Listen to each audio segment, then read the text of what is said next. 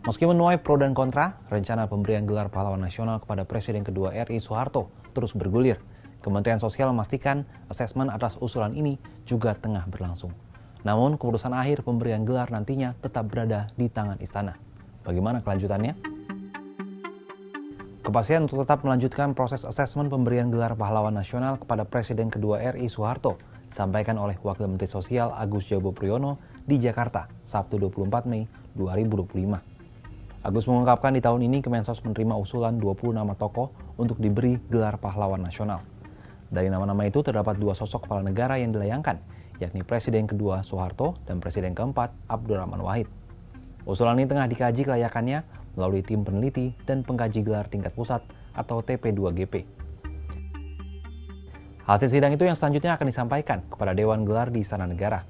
Finalisasi mengenai sosok-sosok yang akhirnya diberi gelar tersebut menjadi kewenangan anggota Dewan Gelar yang kemudian meneruskan nama-nama itu untuk disetujui oleh Presiden Prabowo Subianto.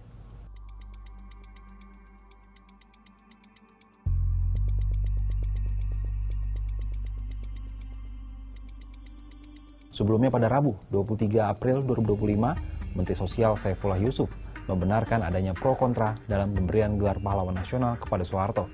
Namun ia memastikan proses asesmen akan tetap berjalan. Mendukung juga, ada juga yang menolak, ya ini hal yang biasa menurut kami ya. Kita terima aja ini sebagai suatu proses pembelajaran bersama. Karena yang diusulkan ini manusia gitu, bukan malaikat tapi manusia juga. Manusia itu ya ada kurangnya, ada lebihnya. Kan? Lantas, apa sebenarnya yang membuat rencana pemberian gelar pahlawan nasional kepada Soeharto ini menuai pro kontra? Direktur Eksekutif Amnesty International Indonesia, Usman Hamid, menyampaikan wacana pemberian gelar Soeharto seakan melupakan warisan kepemimpinan sosok tersebut yang berlangsung selama 32 tahun. Reformasi 1998 yang dihasilkan dengan penuh perjuangan juga seakan ingin diputarbalikkan sejarahnya. Menurut dia, alih-alih mengusulkan Soeharto sebagai pahlawan, pemerintah seharusnya fokus menunaikan komitmen untuk mengusut berbagai pelanggaran HAM berat selama era Soeharto. Kasus-kasus pelanggaran HAM berat dimaksud diantaranya peristiwa 1965-1966, peristiwa penembakan misterius 1982 hingga 1985, peristiwa penghilangan orang secara paksa 1997 hingga 1998, peristiwa kerusuhan Mei 1998, peristiwa Trisakti dan Semanggi 1 dan 2 1998 hingga 1999. Selain itu, Usman menilai wacana pemberian gelar juga kental muatan politis. Sebab menurutnya, Presiden Prabowo merupakan kerabat dekat Soeharto.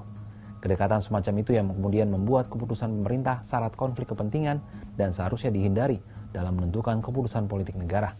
Oleh karena itu, Usman meminta agar pemerintah membatalkan rencananya untuk memberikan gelar pahlawan kepada Soeharto.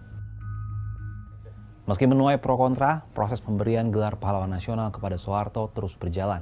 Keputusan akhir ada di tangan Presiden Prabowo. Apakah akan menyetujui atau tidak?